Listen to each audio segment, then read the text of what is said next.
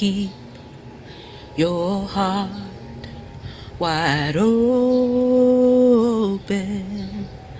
though the waves wanna push you around. You gotta keep your heart wide open till your faith brings you back to solid ground. I'm gonna keep my heart. I'm gonna keep wide open. I'm gonna keep my heart wide open. Though these waves wanna push, though they want me around, though the waves wanna push me around, I'm gonna keep my heart. I'm gonna keep wide open. I'm gonna keep my heart wide open till my faith brings me back to solid ground. Until my faith brings me back to solid ground. We gotta keep our heart. We gotta keep wide open. We gotta keep our hearts wide open. Though these waves wanna put us around, although these waves wanna push us around, we gotta keep our heart. We gotta keep wide open till our faith brings us back to solid ground. Till our faith brings us back to solid ground. Say hi. Hi.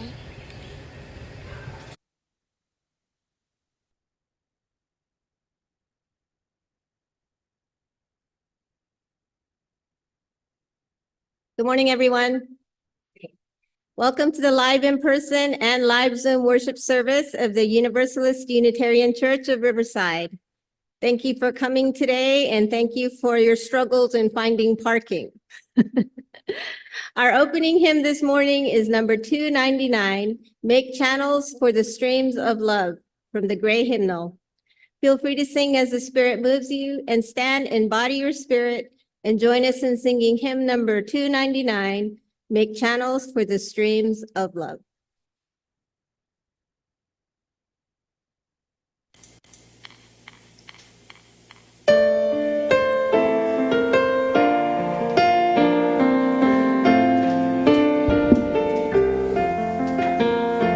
Make channels for the streams of love where they may broadly run, and love as overflowing streams to fill them everyone. But if at any time we see such channels to provide, of love for us will soon be parched and dried. For we must share if we would keep this gift all else above. We cease to give, we cease to have, such is the law of love.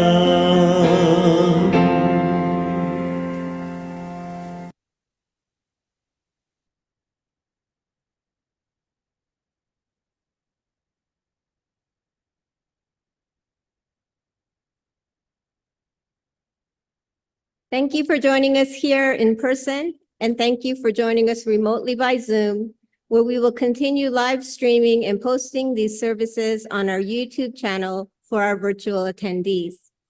I'm Grace Preuss, a member of the worship committee, and I will be your worship associate today. Other members of the worship committee who make this service possible include Alec Peck, our music coordinator, Adam Wedeking, who monitors our visual and online connections, Kate Lewicki, assisted by Karina Jacks, who is in charge of our sound system. We welcome you to join us this morning with an open mind and an open heart, and with muted electronic devices, please. Thank you for joining us today. This is a place where we come to learn more about being human and how we relate to one another. how we can apply our values to encourage spiritual, individual, collective growth. So welcome, and we are glad you're here with us today.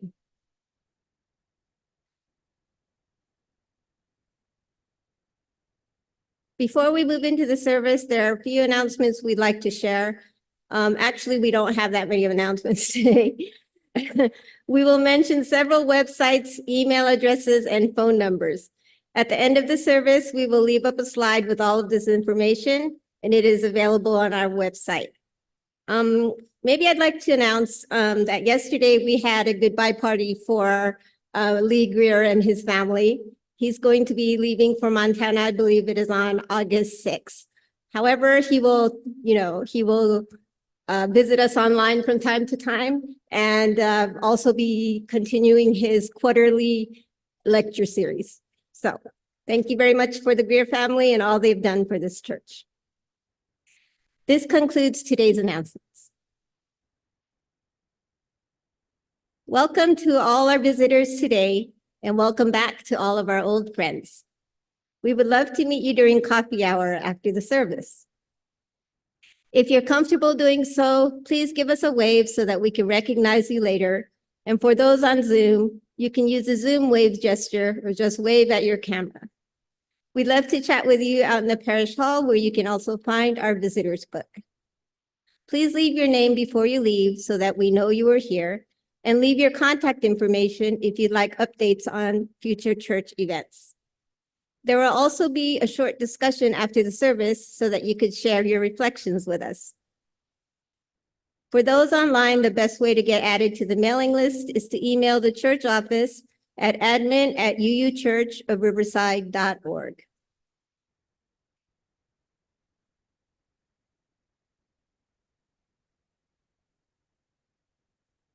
And now I invite you to sit back and take a slow, deep breath as we move into the worship hour. You are welcome to read with me our mission. Our mission is to foster a diverse religious community that celebrates life, affirms the individual, encourages spiritual growth and open thought, and works to mental sustainability.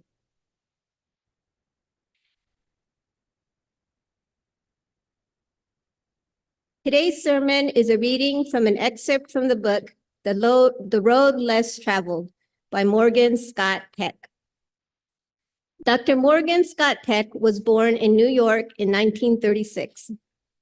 He attended Phillips Exeter Academy, but was expelled for refusing to attend mandatory ROTC sessions. He transferred to Harvard, where he received a bachelor's degree in 1958, and he received a medical degree in 1963 from Case Western Reserve University School of Medicine. Dr. Peck is among the founding fathers of the self-help genre of books. The Road Less Traveled, published in 1978, has sold more than 5 million copies in North America and has been translated into more than 20 languages.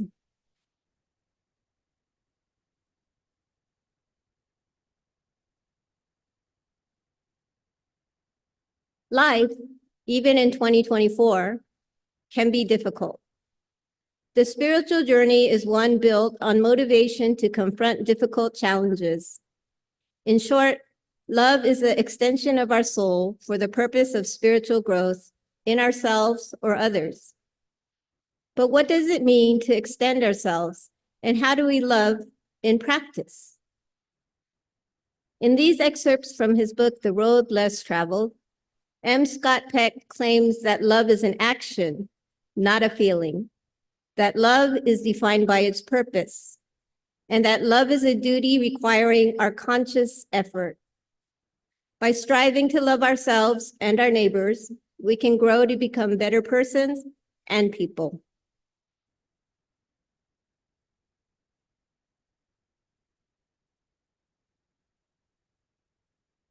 We have 2 lightings of sacred flames. The first is a remembrance candle for the indigenous peoples who continue to cry out for justice and self-determination. we remember that underneath us is the unceded land of several indigenous peoples, the Cahuilla, the Lusueño, and the Cupeño. We light this sacred flame in their remembrance and in recognition for their struggle for freedom and dignity. Our second sacred flame is our own chalice, the symbol of our faith. We are blessed with this space and opportunity to strive to live out our common principles, to bring justice, equity, and compassion into our daily lives, to resist all that threatens the earth and her people, and to be part of a world community with peace, liberty, and justice for all. Let these thoughts carry us forth as we journey and worship together. Today's chalice lighting words are "Love Remains the Center" by Eric Hepburn. We light this flame to remind us, love is the center. As we grow and connect, mature and deepen, love remains the center. When the light of truth burns all else away, love remains.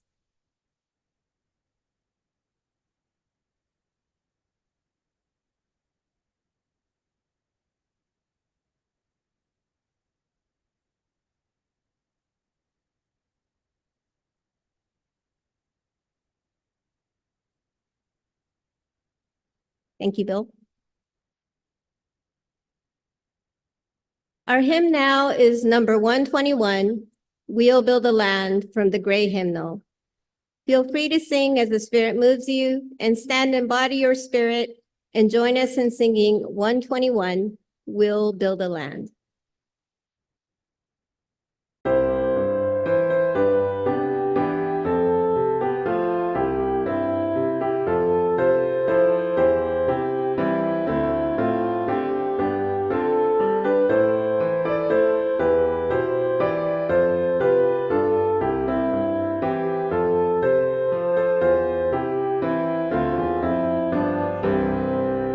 We'll build a land where we bind up the broken.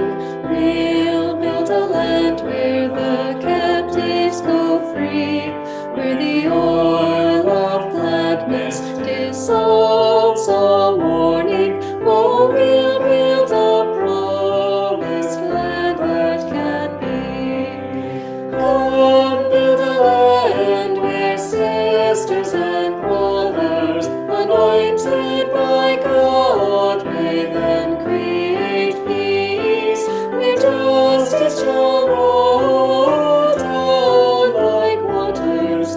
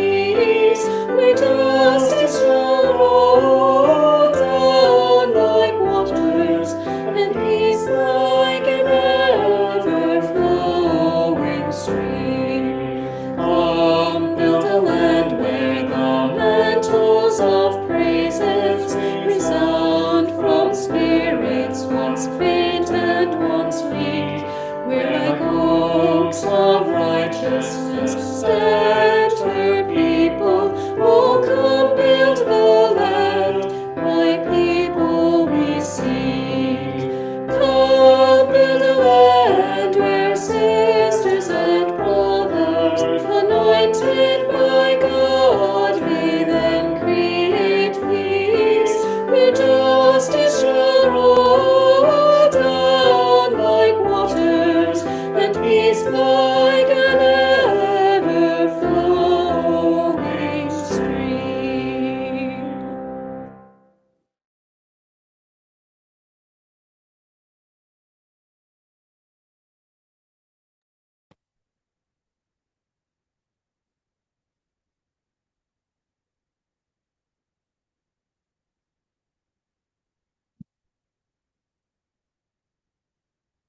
So before we get into the sharing our treasure portion, I forgot that Adam had an announcement about our service next week. Sorry about that.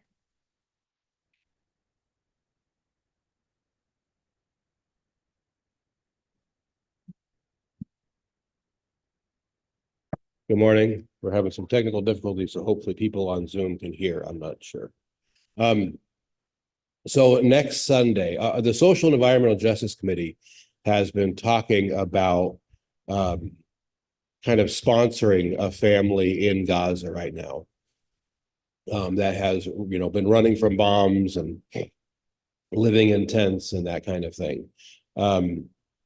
As part of this sort of process of learning about this family and discovering if this is something we want to get into, next Sunday, we've discussed kind of using our service as an opportunity to meet this family.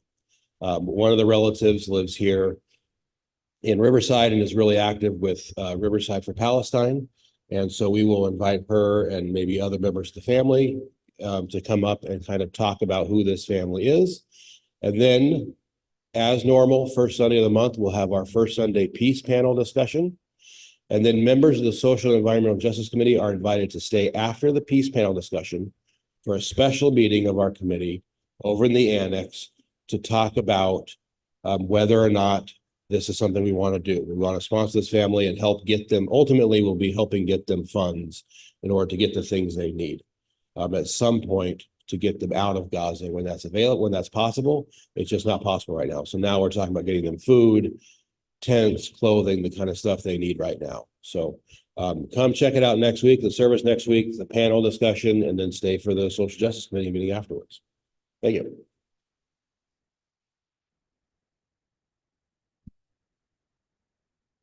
Thank you, Adam.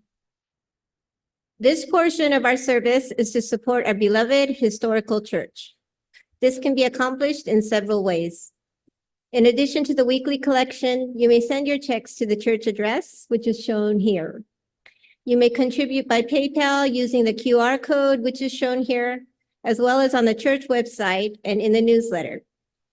Stater Brothers Market gives our church a rebate on Stater grocery cards, which we will have in church each Sunday. Amazon gift cards are also available. You will get the full value of the purchase, and the church also receives a percentage for free. Please see Dinah Rowe or Robert Braun in the office if you are interested in purchasing the gift cards. Please donate as the Spirit moves you by whatever method works best for you. 50% of today's donations will go toward our benevolence fund. This fund is for the purpose of supporting those in our congregation who may need some financial assistance for unexpected emergencies, such as car or home maintenance, medical expenses, some bills that they're unable to pay. Who should we see for details on this? Is Kate? Okay, who's in charge of the benevolence fund? Robert?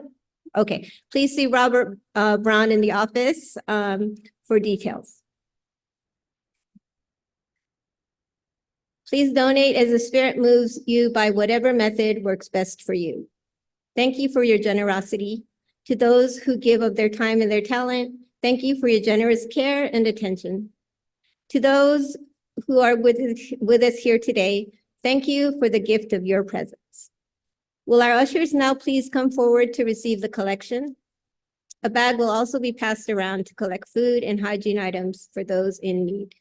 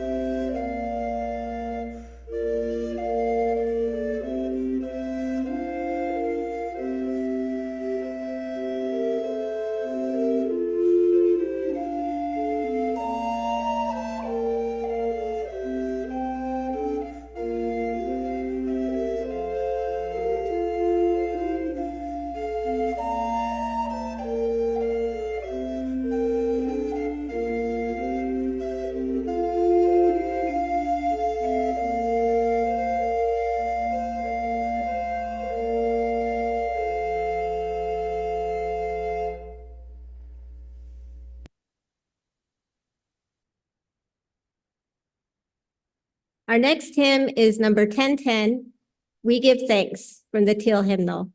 Feel free to sing as the Spirit moves you, and stand and body your spirit and join us in singing hymn number 1010, We Give Thanks.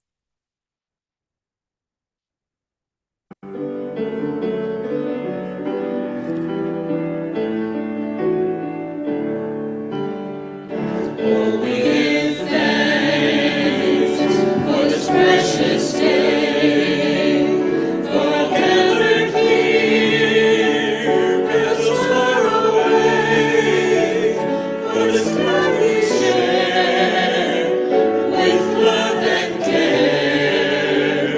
Oh, we give thanks for this precious day.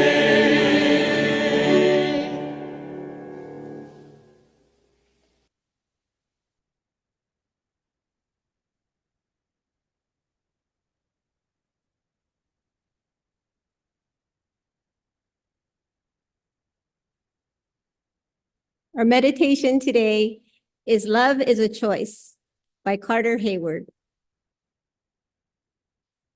We are not automatic lovers of self, others, world, or God. Love does not just happen. We are not love machines, puppets on the strings of a deity called love. Love is a choice, not simply or necessarily a rational choice, but rather a willingness to be present to others without pretense or guile. Love is a conversion to humanity, a willingness to participate with others in the healing of a broken world and broken lives. Love is the choice to experience life as a member of the human family, a partner in the dance of life, rather than as an alien in the world or as a deity above the world, aloof and apart from human flesh. Now let us pause for a moment of silence.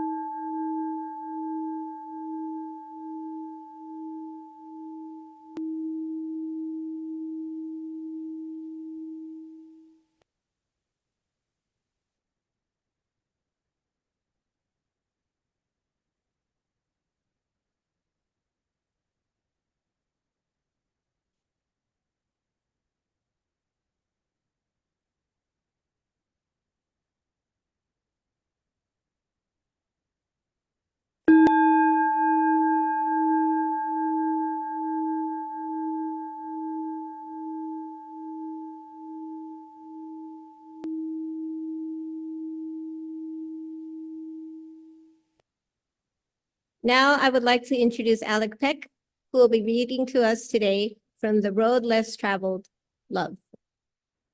Alec?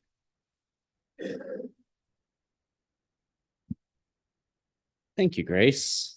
So I'll start by saying what I'm sure many of you have already thought. I am not related, as far as I know, to Morgan Scott Peck. And let me just pull up my script.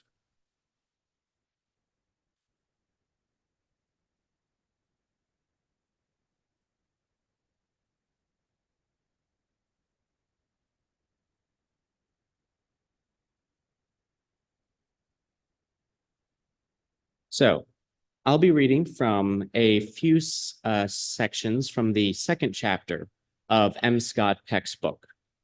This second chapter is titled Love, and the sections that we're reading today outline the basic nature of love.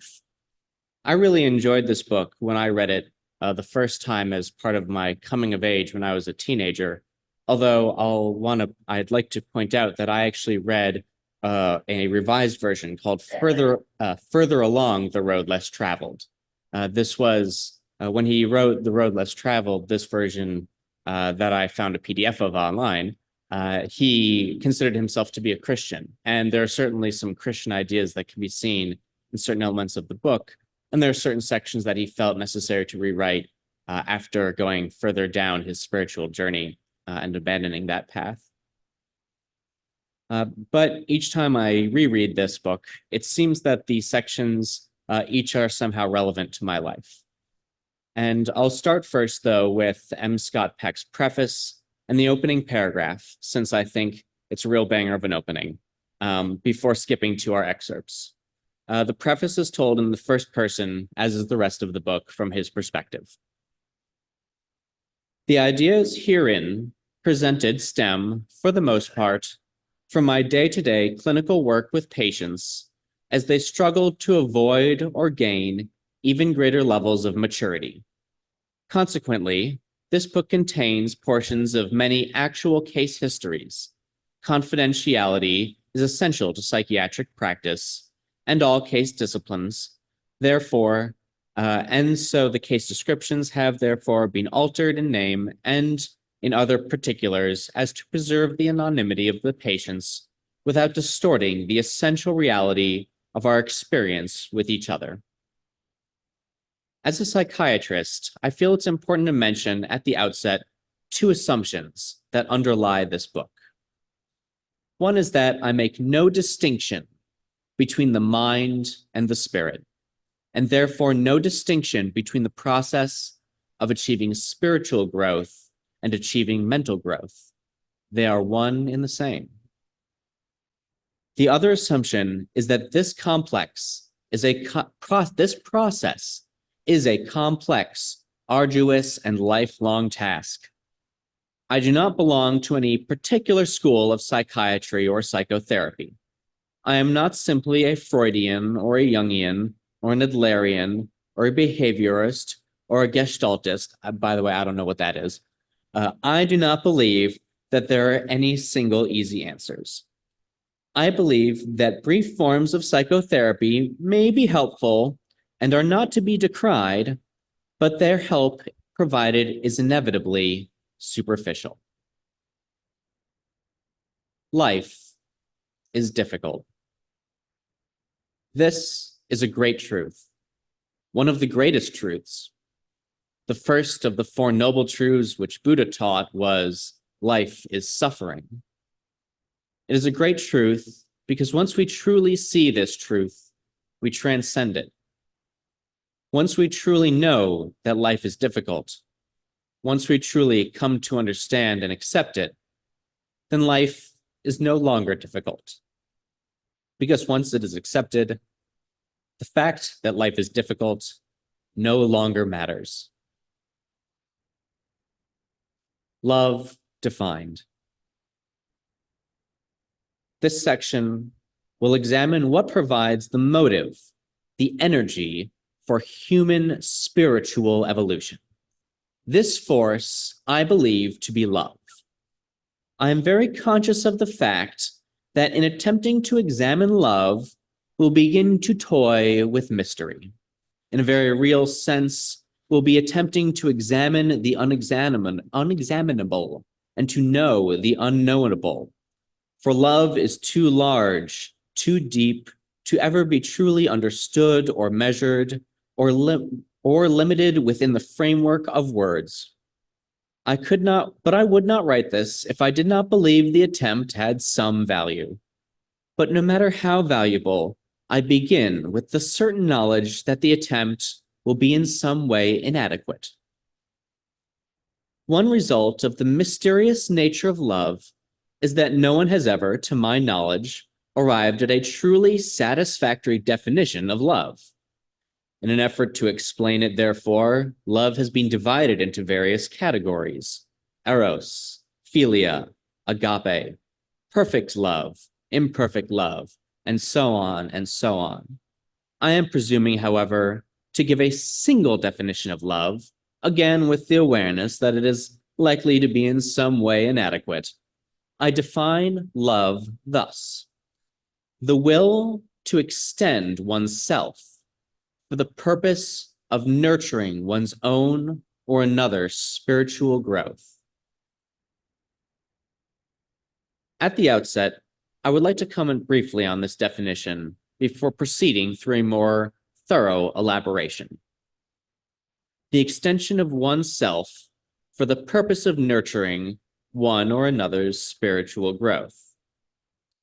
First, it may be noticed this is a teleological definition. That is, the behavior is defined in terms of the goal or purpose that it seems to serve. In this case, the purpose is spiritual growth.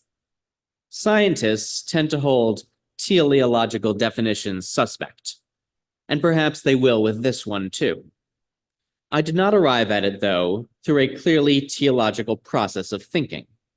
I instead arrived at it through the observation in my clinical practice of psychiatry, which includes self-observation, and in which the definition of love is a matter of considerable import, because this is where patients are generally confused about the nature of love.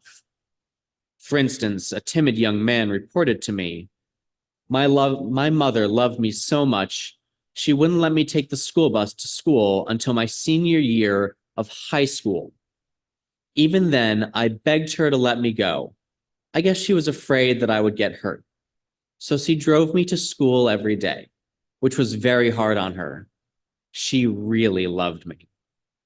In this treatment of this individual's timidity, it was necessary, as in many other cases, to teach him that his mother might have been motivated by something other than love.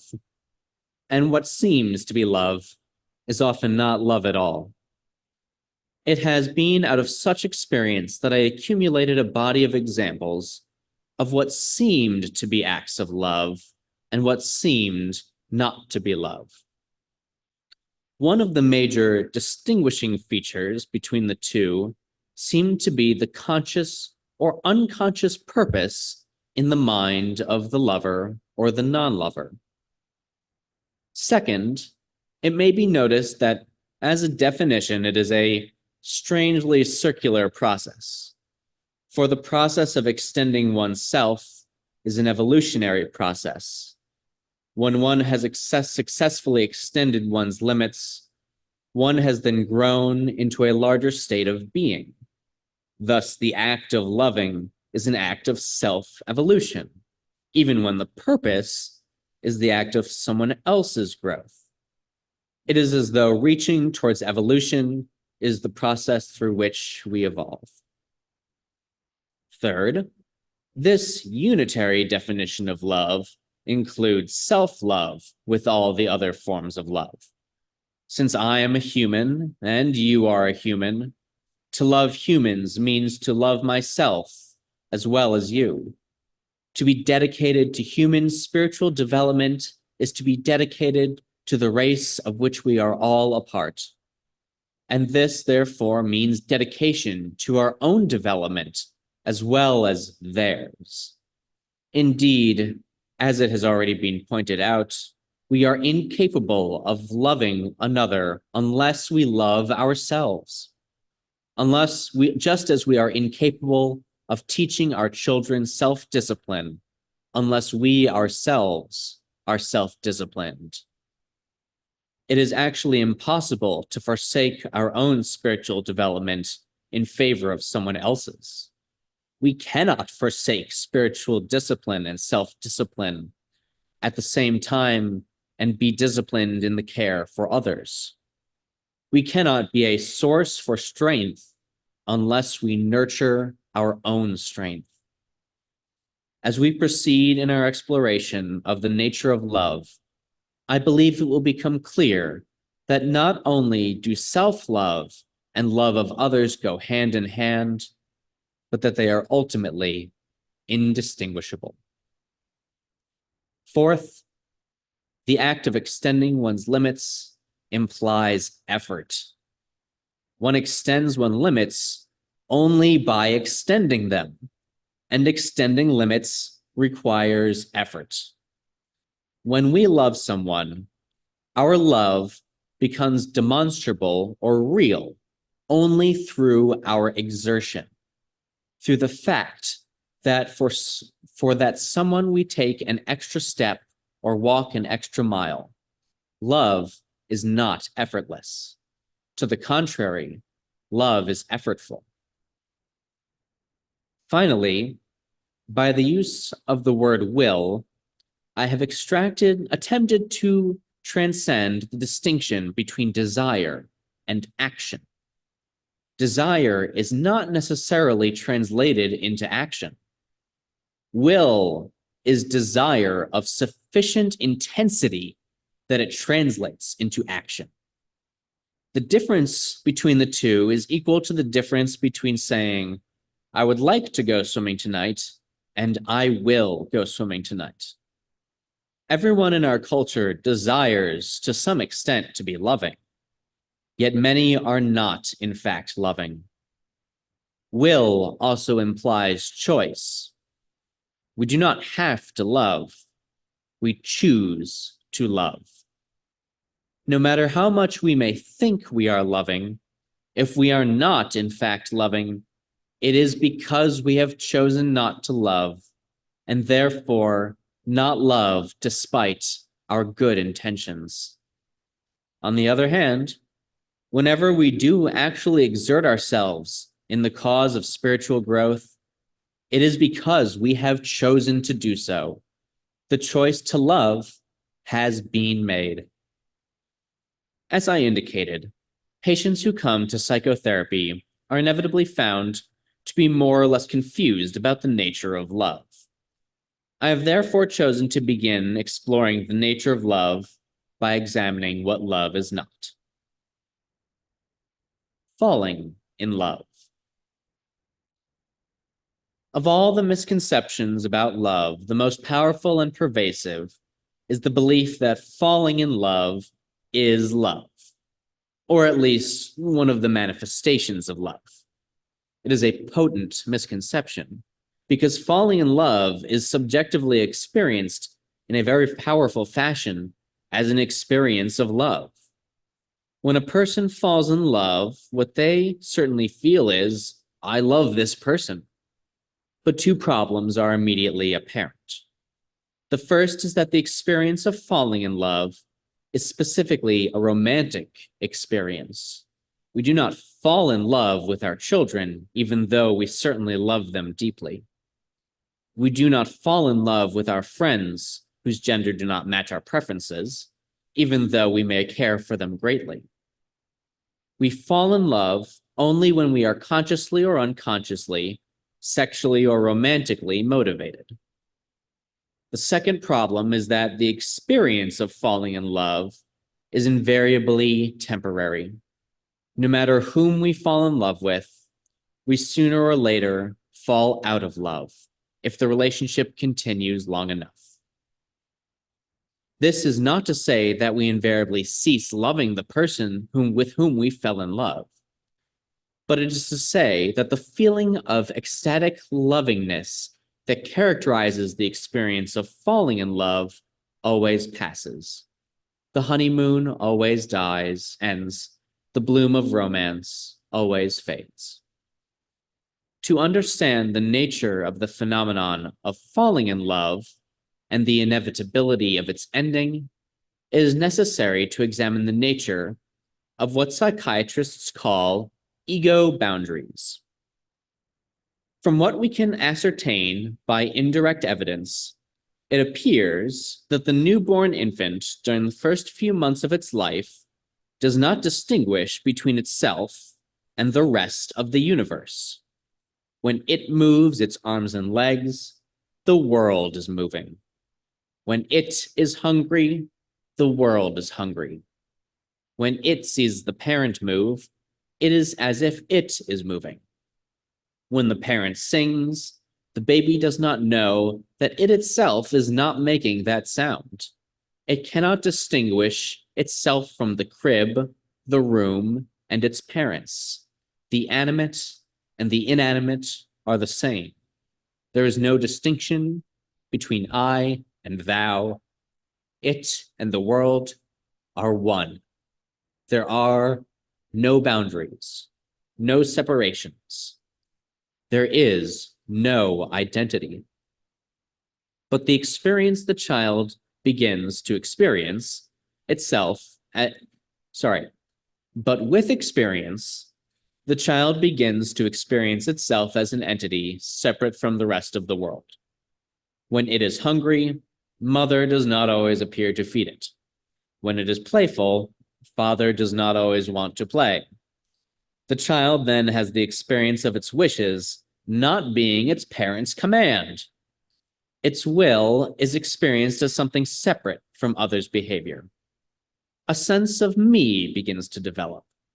This interaction between the infant and the parent is believed to be the ground out of which the child's sense of identity begins to grow.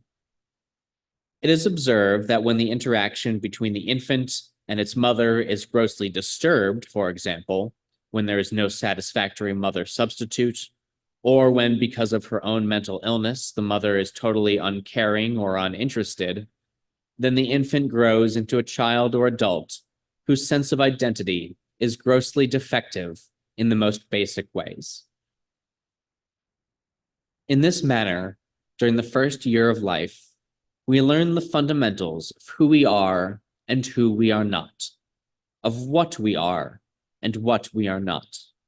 We know our size and our physical limits. These limits are our boundaries.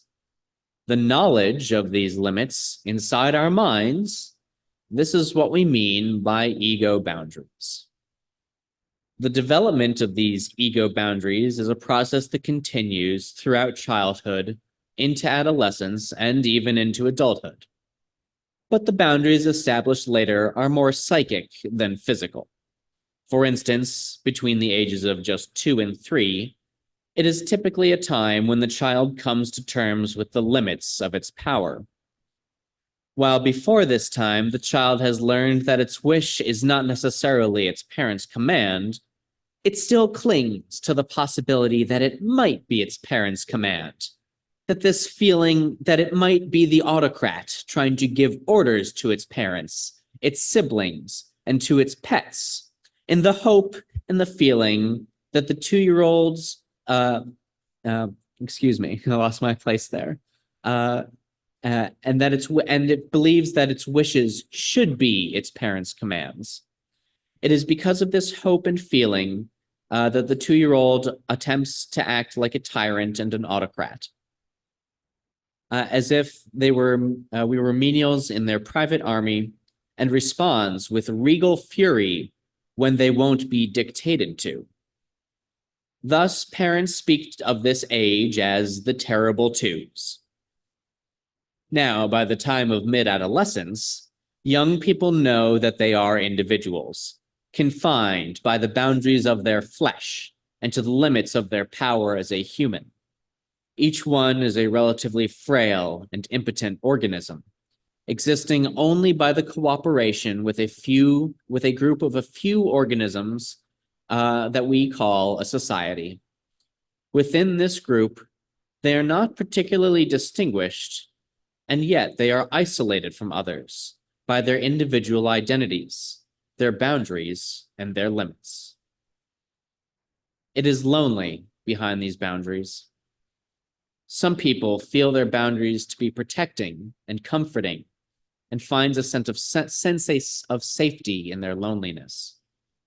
But most of us feel our loneliness to be painful and yearn to escape from behind the walls of our individual identities to a condition where we can be more unified with the world outside of ourselves.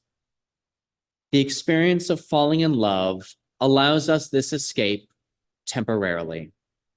The essence of the phenomenon of falling in love is the sudden collapse of a section of the individual ego boundary, permitting one to merge their identity with that of another person. The sudden release of oneself from oneself, the explosive pouring of oneself into the beloved, and the dramatic surcease of loneliness accompanying this collapse of the ego boundary is experienced by most of us as ecstatic. We and our beloved are one. Loneliness is no more. All problems will be overcome. The future will all be light. The unreality of these feelings when we have fallen in love is essentially the same unreality of the 2-year-old who feels itself to be king of the family and the world with power unlimited.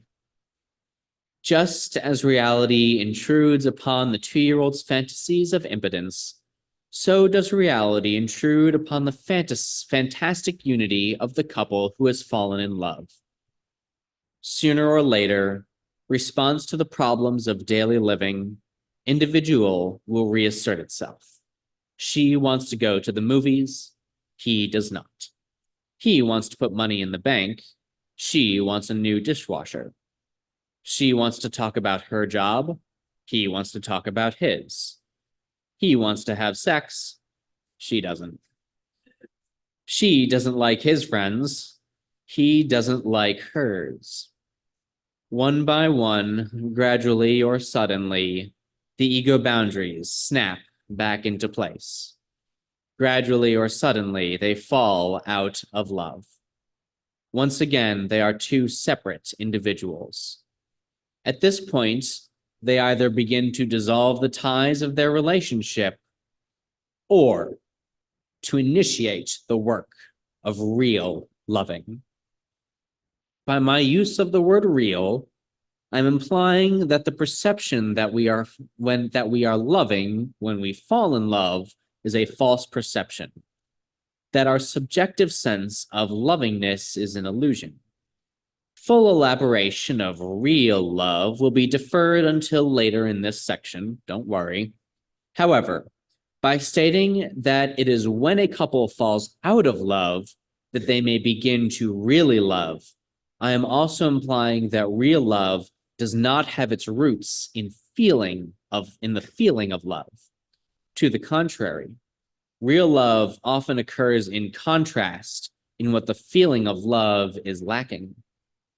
When we act lovingly, despite the fact that we don't feel loving, assuming the reality of the definition of love, which we started, the extension of oneself for the purpose of the spiritual development of you or someone else, then the experience of falling in love is not real love for the several reasons to follow. Falling in love is not an act of will. It is not a conscious choice. No matter how open or eager we may be for it, the experience may still elude us. Contrarily, the experience may capture us at times when we are definitely not seeking it, when it comes inconvenient and undesirable. We can choose how we respond to the experience of falling in love, but we cannot choose the experience itself. Falling in love is not an extension of one's abilities, limits, or boundaries. It is a partial or temporary collapse of them. The extension of one's limits requires effort. Falling in love is effortless. When limits are extended or stretched, however, they tend to stay stretched. Real love is permanently self-enlarging. Falling in love is not. Falling in love has little to do with the purpose of nurturing one's spiritual development. If we had any purpose in mind when we fall in love, it is to terminate our own loneliness, and perhaps to ensure this result through marriage. Certainly, we are not thinking of spiritual development. Indeed, we have fallen in love, and indeed, after we have fallen in love, and before we have fallen out of love again, we feel that we have arrived, that the height has been obtained, that there is both no need and no possibility of going any higher. It is if we see any faults in our beloved, we perceive them as insignificant, little quirks, or darling eccentricities that only add color and charm. If falling in love is not love, then what is it, other than the temporary and partial collapse of our ego boundary? I do not know, but the sexual specificity of the phenomenon leads me to suspect that it is an instinctual component of mating behavior.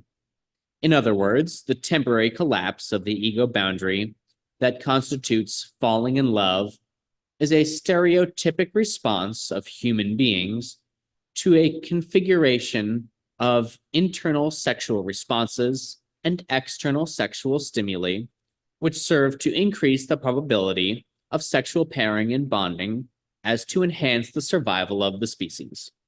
Or to put it in another rather crass way, falling in love is a trick that our instincts pull on our otherwise perceptive mind to hoodwink and trap us into marriage.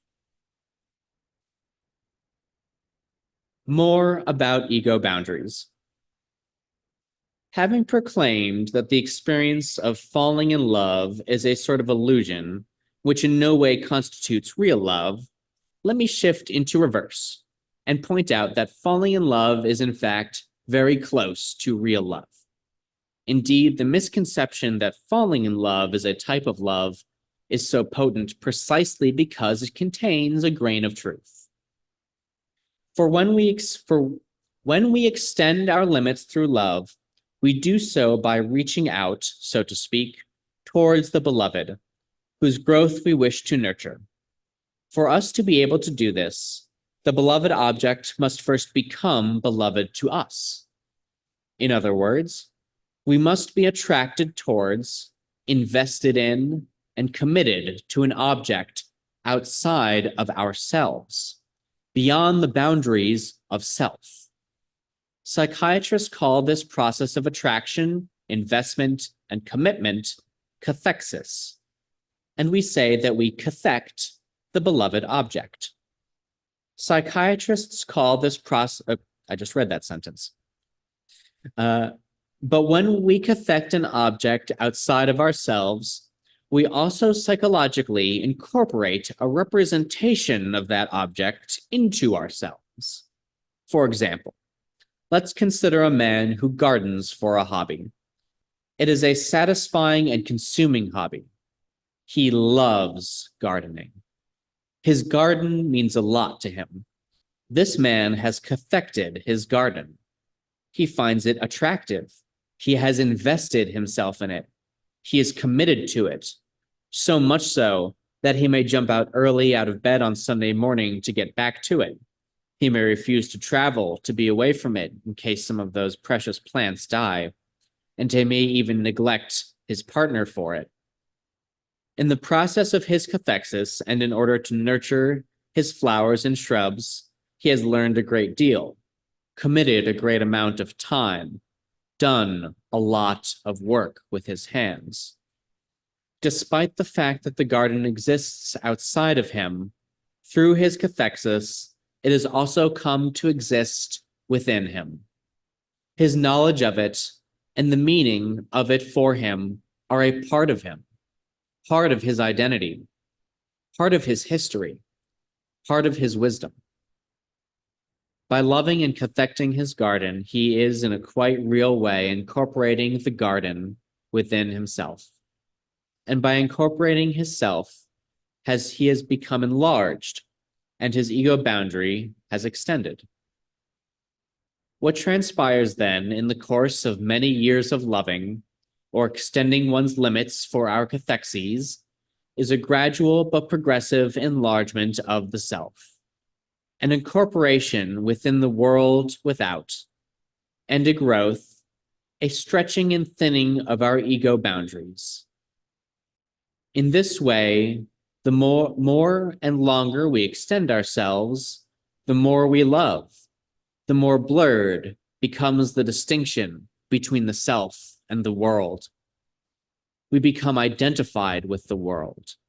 And as our ego boundaries become blurred and thinned, we begin more and more to experience the same sort of feeling and ecstasy that we had when our ego boundaries partially collapsed when we fell in love.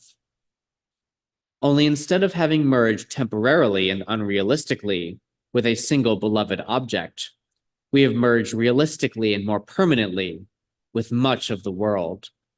A mystical union with the entire world may be established.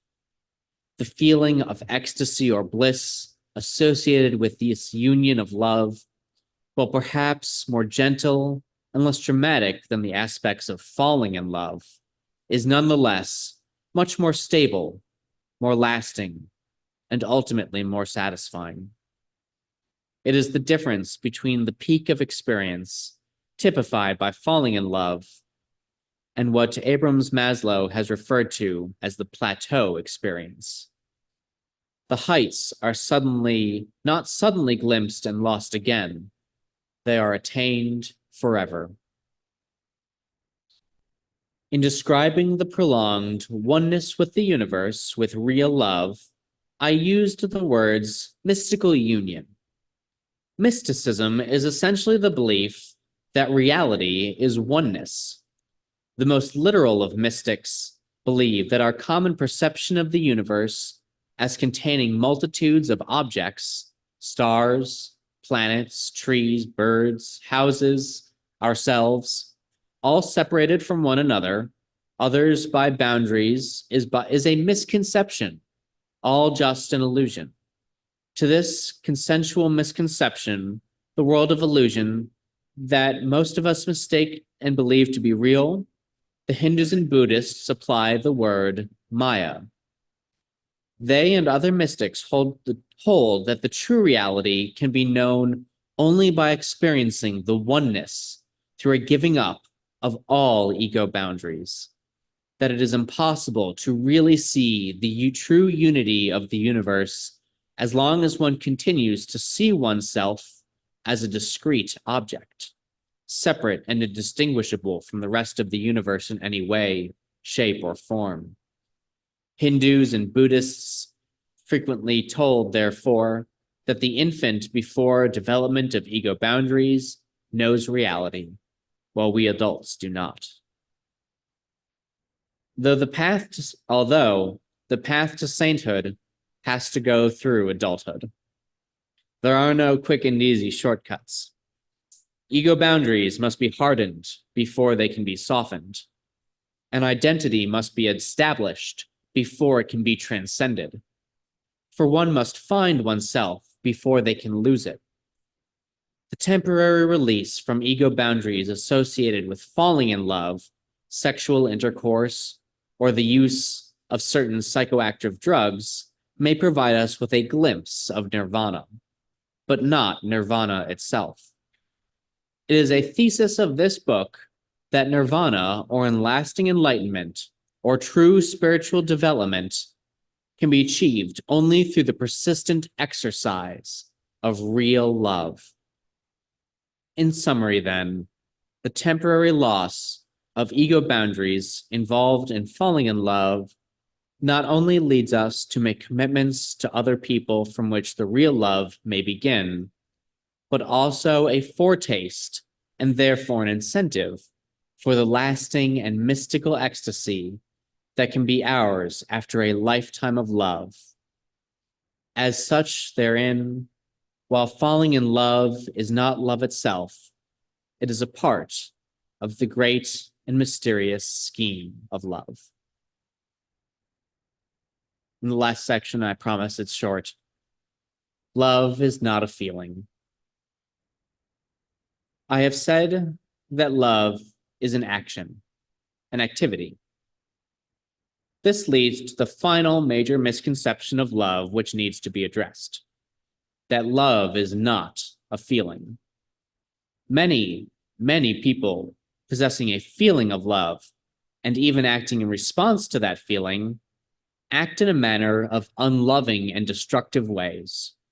On the other hand, a genuinely loving individual will often take loving and constructive action towards a person they consciously dislike, actually feeling no love towards the person at the time, and perhaps even finding the person repugnant in some way. The feeling of love is the emotion that accompanies the experience of cathecting. Cathecting, it will be remembered, is the process by which an object becomes important to us. Once cathected, the object, commonly referred to as a love object, is invested with our energy, as if it were part of ourselves. And this relationship between us and the invested object is called a cathexis. Since we have many such relationships going on at the same time, we speak of our cathexes. The process of withdrawing our energy from a love object so that it loses its sense of importance to us is called decathecting. The misconception that love is a feeling exists because we confuse cathecting with loving. This confusion is understandable, since they are similar processes, but they are also strikingly different. First of all, as it has been pointed out, we may cathect any object, animate or inanimate, with or without a spirit, at least a spirit that we humans can access. Thus, a person may cathect the stock market or a piece of jewelry, and they may feel love for these things. Second, the fact that we've cathected another human being does not mean that we care a whit for that person's spiritual development. The dependent person, in fact, usually fears the spiritual development of a cathected spouse. The mother who insisted upon driving her adolescent son to and from school clearly cathected the boy. He was of great importance to her, but his spiritual growth was not. Third, the intensity of our cathexes frequently has nothing to do with wisdom or commitment. And finally, our cathexes may be fleeting and momentary. We may decathect something almost as soon as we have cathected it. Genuine love, on the other hand, implies commitment and the exercise of wisdom. When we are concerned for someone's spiritual growth, we know that a lack of commitment is likely to be harmful, and that commitment to the person is probably necessary for us to manifest our concerns effectively. In a constructive marriage, the partners must regularly, routinely, and predictably attend to each other and to their relationship, no matter how they feel. As has been mentioned, couples sooner or later always fall out of love, and it is at that moment, when the mating instinct has run its course, that the opportunity for genuine love begins. It is when spouses no longer feel like being in each other's company always, when they would rather be elsewhere at the time, that their love begins to be tested and will be found to be present or absent. That is not to say that partners are in a stable, constructive relationship do not cathect each other, and that the relationship itself in various ways. They certainly do. What it says is that genuine love transcends those cathexes. When love exists, it does so with or without cathexis, and with or without a feeling of love.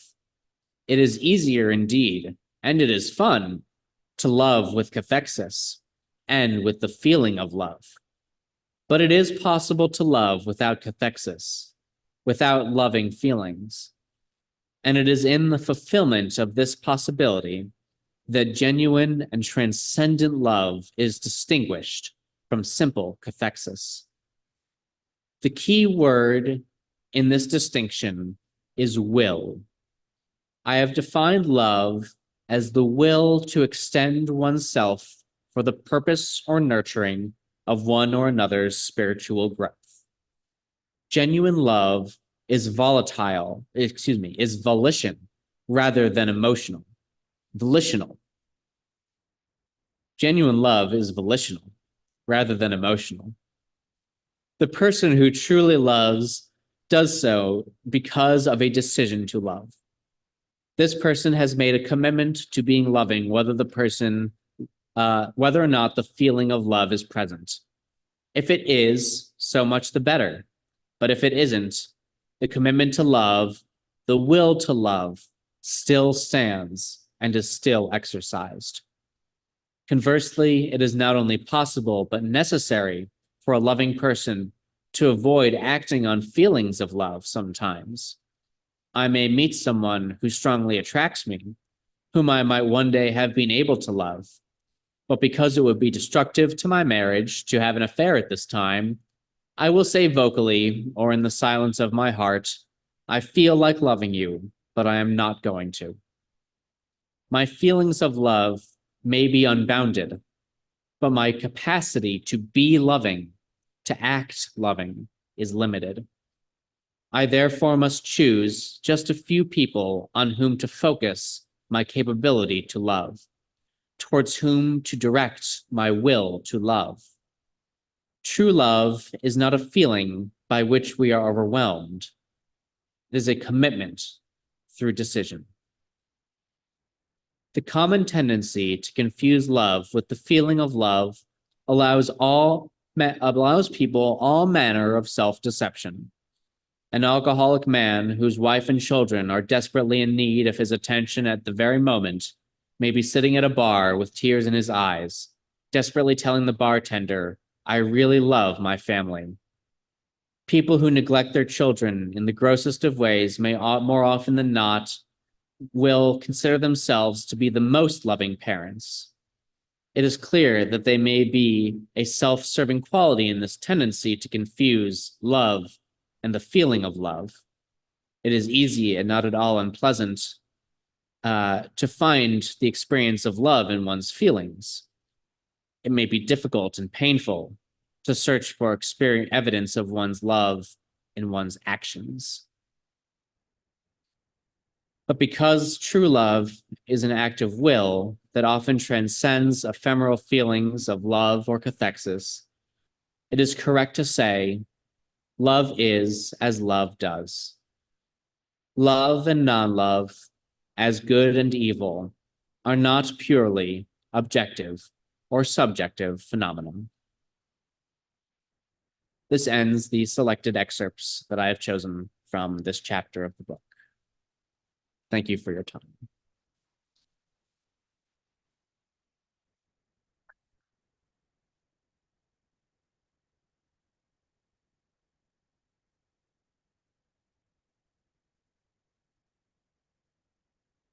Thank you, Alec. Our closing hymn is AUK. Amanda Udis. What's that? Sorry. Amanda Udis Kessler. Oh, our closing hymn is Amanda Udis Kessler's We Belong to One Another, to the tune of number 126, Come Thou Font of Every Blessing, from the Gray Hymnal. The lyrics will be projected on the slide. Please feel free to sing as the Spirit moves you, or just follow along and enjoy the music. Please stand and embody your spirit and join us in sharing We Belong to One Another.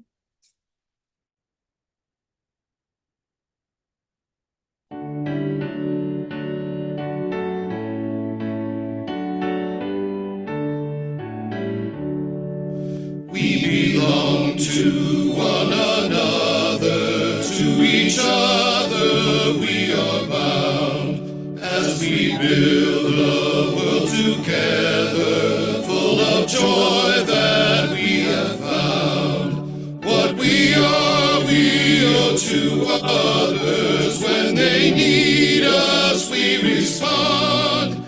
We belong to one another, and we hold a common bond. We rely on one another at the dawning of our days, when we learn from those around us how to live in loving ways. As we grow, we need each other and the gifts that we can share. As our lives come to their ending, how we need each other's care. We give thanks for one another, for each heart and hand and face. We are grateful for the blessings that infuse our lives with grace. May we offer our abundance as we're given. May we give in our thanks for one another. May we help each other live.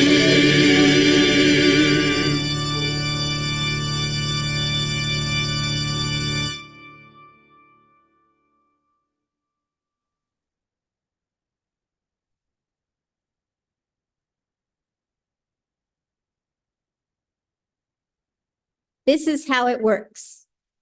You're young until you're not. You love until you don't. You try until you can't. You laugh until you cry. You cry until you laugh. And everyone must breathe until their dying breath. No, this is how it works. You peer inside yourself. You take the things you like, then try to love the things you took. And then you take that love you made and stick it into someone else's heart, pumping someone else's blood and walking arm in arm. You hope it won't get harmed, but even if it does, you'll just do it all again. Namaste, amen, and blessed be.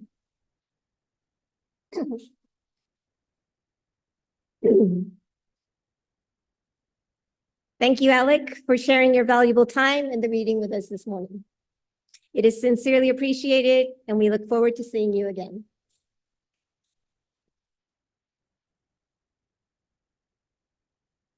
Now we will have 10 to 15 minutes for discussion following the service for those who wish to share your thoughts and observations on today's topic. Please be aware that this will be included in the video that is posted. For the rest of you, you are now welcome to adjourn into the parish hall. Would anyone like to come up and share their thoughts with us today?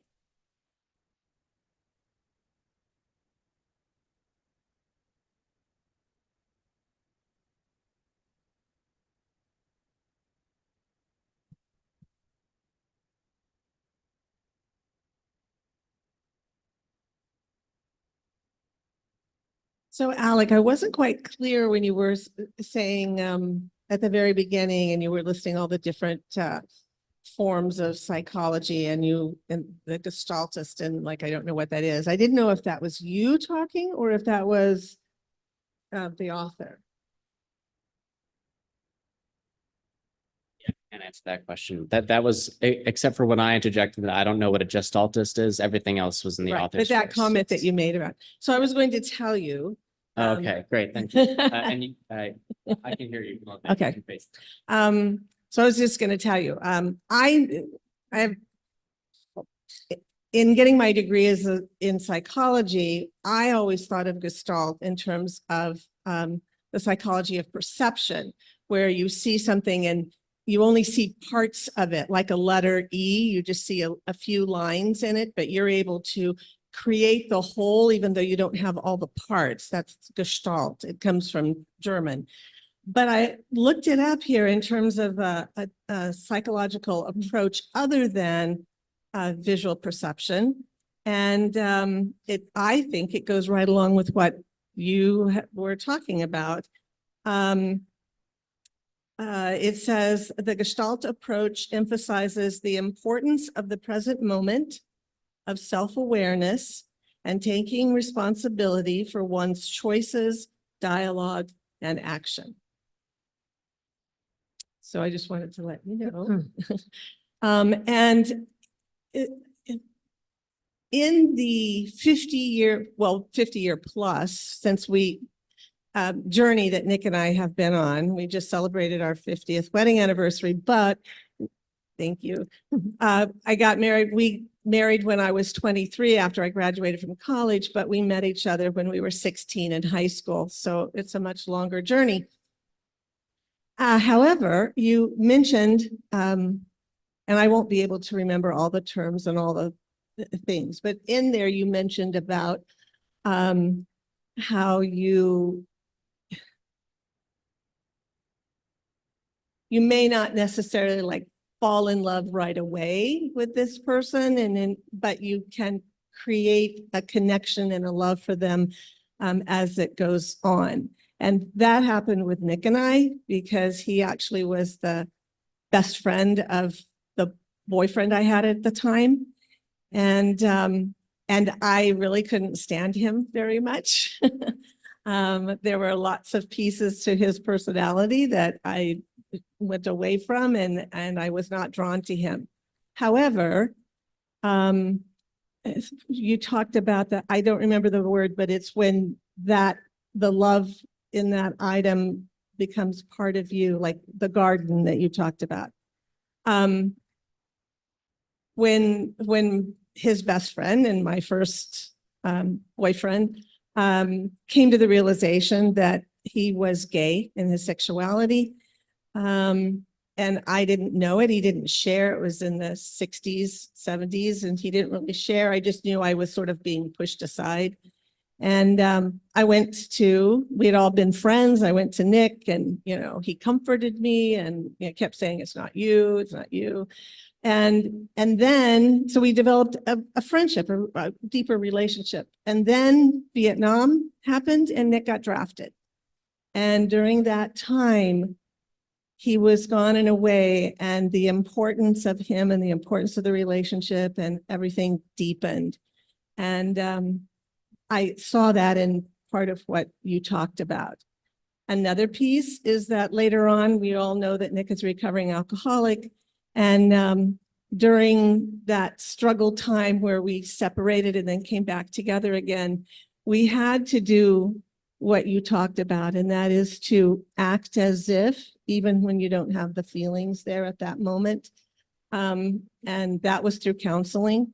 And we did that.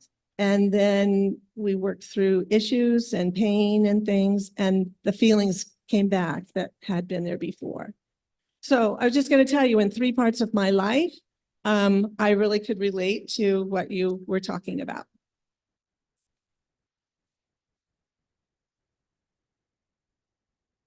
Is there anyone else? I think, were you coming up, Jonathan, first? Okay, we'll have Jonathan come up first.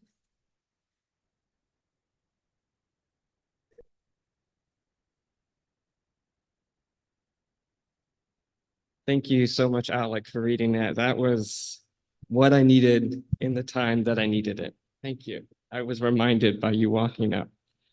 I wrote a little bit of my thoughts down as I was considering what I got from the message and what it meant to me. So I'll read that.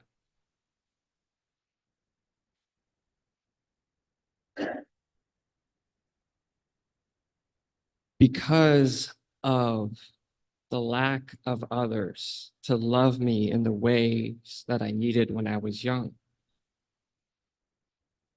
hurt was left there. That hurt created an illusion of who I was. So when Alec read the line about loving others is the same thing as loving yourself, this journey of me, I'm in recovery from codependency. This journey for me is learning who I am by loving myself. And it's kind of funny. It sounds like it doesn't make sense, but it makes sense to me. By loving myself, I learn who I am. Thank you.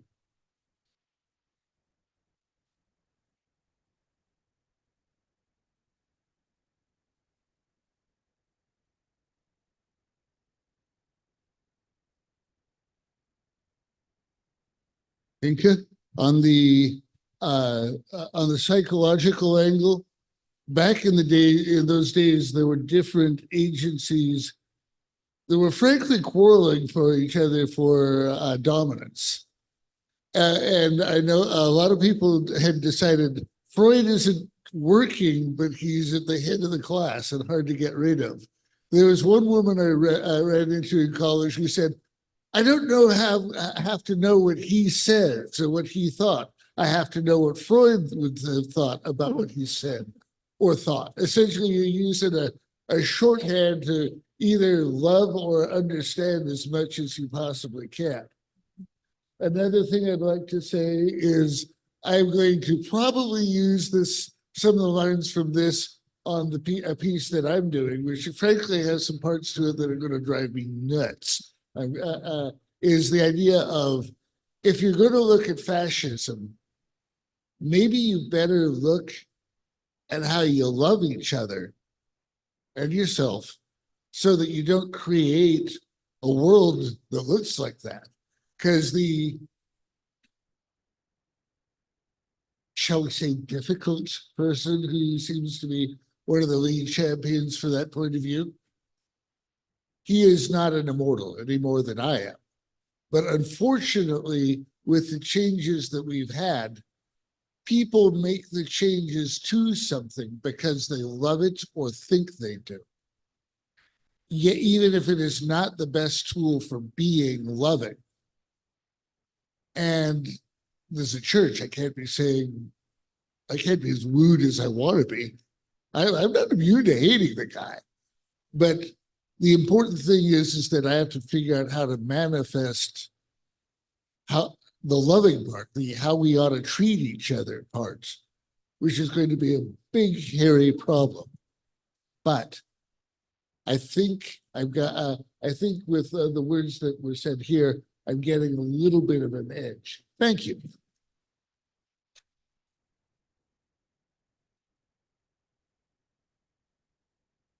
Was there anyone else? Sure. I'll be very quick, Walt, and then you can go. So I'll give my own couple thoughts. So I mentioned that I read this book way back in high school, and I thought it was super relevant to my experience then. I thought about this book after I moved here to Riverside in the past few years, and people I've met here, and I'm hoping to have a child of my own, in some time in the near future, in the grand scheme of things. And I'll certainly be thinking a lot about that book when that happens. So I foresee this book still being relevant to my life as well. But I also wanted to mention something else, which I've now forgotten. So I'm going to let Walt go.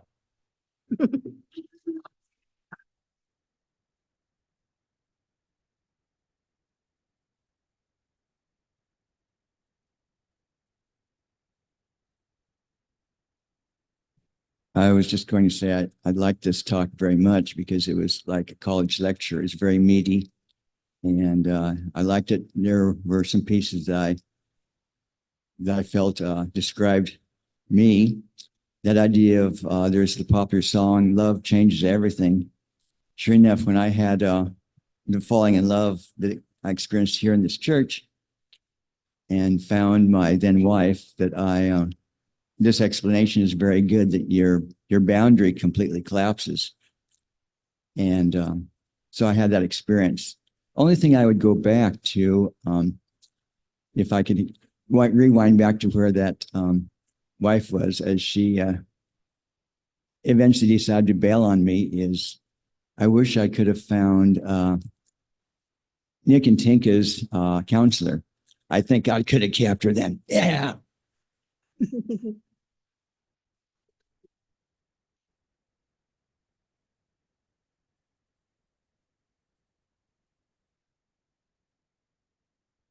Hi, Karina. Hello, I'm Karina. This is, so I think it was very helpful to hear this sermon today because I've been struggling over the last month or so with falling in love. I think it happened for the third time in my life and I kind of want to die. So thank you very much for the service.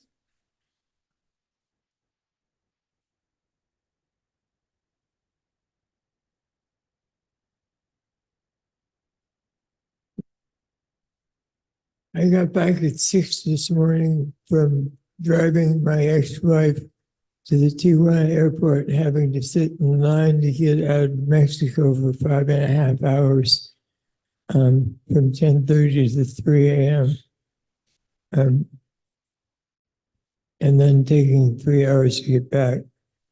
But that's the longest we've been able to get together in the extent of our marriage, which started in 1991 with her pregnancy. And actually, the happy relationship ended 8 months later in May 92. Well, anyway, I may be off a year. But I want to point out the comment that Alec read about how falling in love is a trick to get people to marry. That he's imposing in an environmental paradigm marriage. Our marriage was doing great as long as it was common law, but it's been hell since the day we were married, and it's improving now that we're divorced. So I want to say maybe it's the lack of evolutionary reinforcement that marriage imposes upon what is a true relationship of love that terminates the love.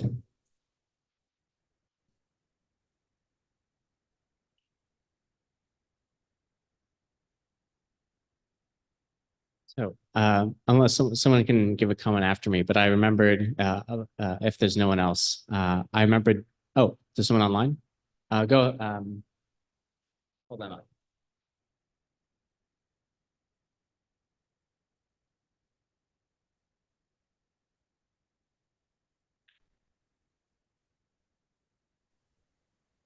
Is there someone online who'd like to? Pat, go ahead. Hi. I just, as a clinical psychologist, I studied a lot of Gestalt, and I like the image I got one time that just stays in my mind. You know, the moment in therapy or in life when you recognize some way in which you're hitting yourself over the head with a hammer, and you just stop doing it. You don't choose, you just quit hitting yourself. That's Gestalt. Thank you, Pat. In that case, my final comment is actually about more about self-help books, because as mentioned, Dr. Peck, this book was sort of spawned the genre of self-help books, and nowadays self-help books, of course, have a bit of a reputation, and I think that's natural because it's easy to take advantage of people who are looking for self-help. And so there's a lot of crap out there in the self-help genre. But, you know, he just had this idea for, you know, if I write this stuff in a book, this will help people. And that, you know, that was a new idea at the time. And thinking about how it's so broadly, and he wrote it, of course, with the intention of it being as broadly applicable as possible, that it should apply to almost everyone for almost every stage of life. And I recently, and I find that amusing because I recently heard about a self-help book written for women and other repressed minorities in the Mormon church who are looking for a way out, which is a very very niche. And if you need help with that, maybe that book probably would help you. But just to see how that has changed was amusing. I thought about that when I saw that this week.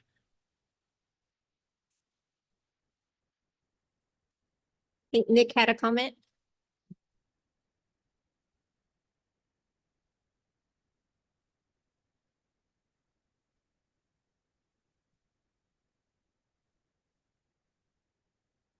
I'm Nick.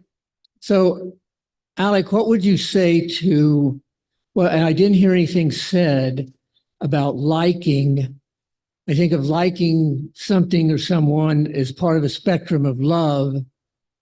And where does it come in when I see a statue of, say, David by Michelangelo, and I love this statue? And when I see it in person, it's like almost overwhelming, this sense of the magnificent. Where does is loving things like I loved comic books when I was a child, which a love that hasn't waned. And is that practice for real love? Is that really real love? Is it just super liking? What's that all about, man? Tell me about it.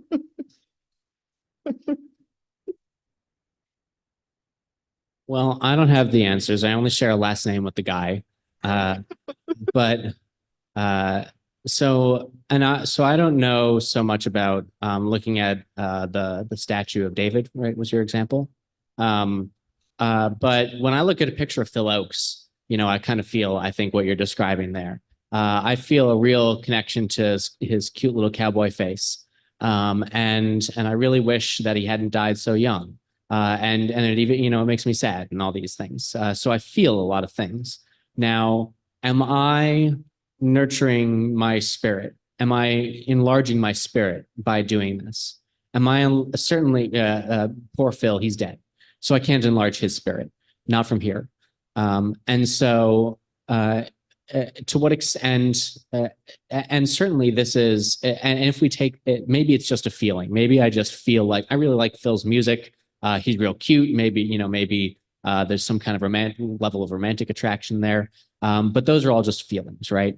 It's not, I'm not doing something for myself, because since I can't do something for Phil anymore, he's gone. This can only possibly be a process of love for myself. And at what, so, or with the garden that you love, at what point, or your friends, at what point does it turn, does that feeling, the desire become will, and actually motivate you into cathexis? That's that next stage where it becomes so important to you that you consider it to be part of yourself. And then at what stage does that exceed further into loving?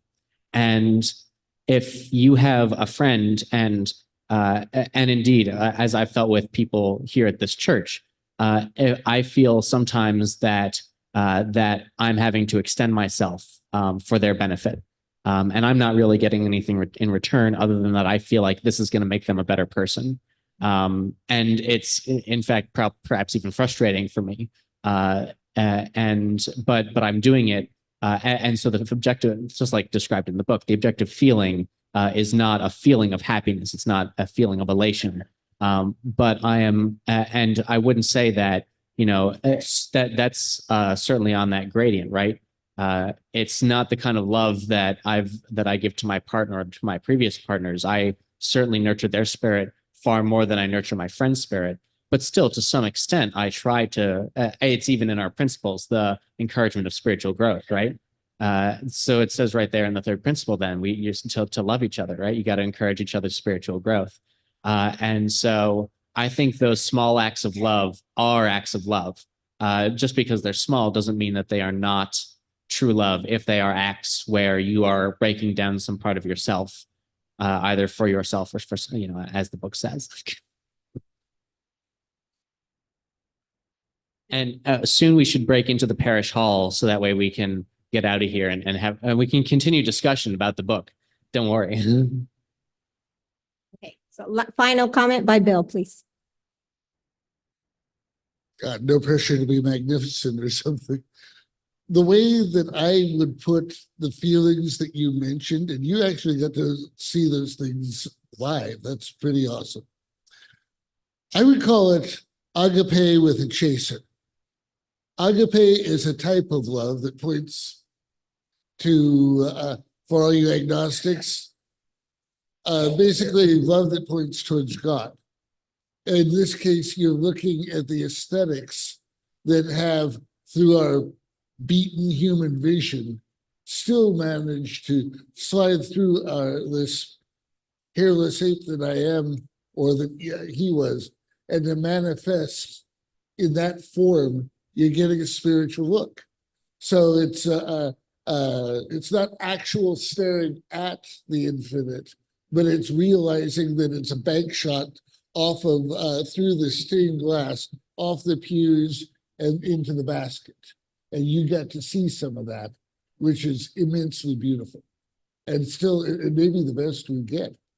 After all, they say if you see God's face directly, you pass away yourself. Second thing is sort of a half apology I think I owe to Walt there.